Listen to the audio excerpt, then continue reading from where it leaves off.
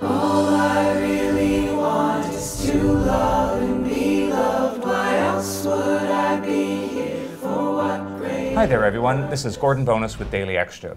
With me today is a spoken word poet, Tanya Davis, who is the star of a wonderful Canadian feature called Heartbeat, directed by Andrea Dorfman. Welcome. Thank you. Hi. The character that you play, Justine, is a queer singer-songwriter, and you, I think, would be fair to describe you as a queer spoken word poet and musician. Yes. So that begs the question, which came first, the movie or you? I think me, because the character Justine is, we have a lot in common, but it's not exactly me. Hi, I'm Justine Porter, and I'm going to play a few of my songs. I was lucky enough to be introduced to Tanya's music about 8 years ago. I was driving in a car, and it just bowled me over. She has a beautiful voice. Her lyrics are gorgeous. They're outstanding.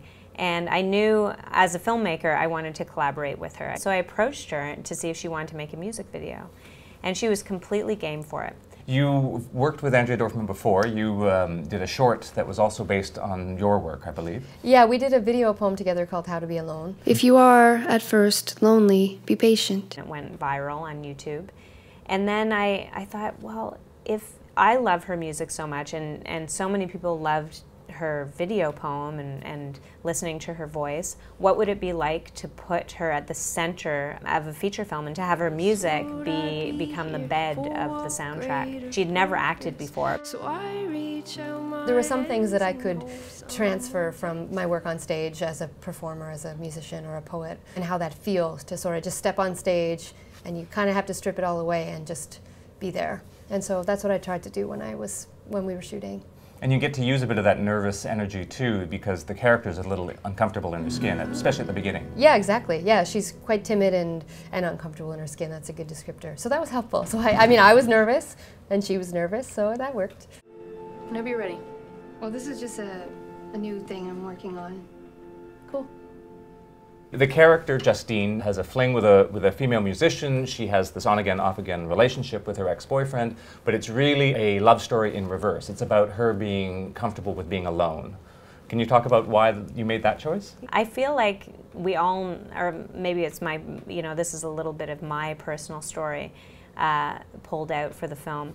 But I feel like I needed to learn how to be alone to be anything else, to sort of become who I was, who I am. And I felt like that was the same for Justine. I feel like the relationships in the movie, first with Ben, her on-again, off-again boyfriend, and then the drummer Ruby, I feel like they were distractions for her.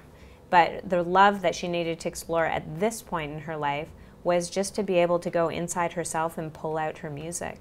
So she had all of these things in front of her that she was kind of wading through, that she needed to get through so that her own story could begin.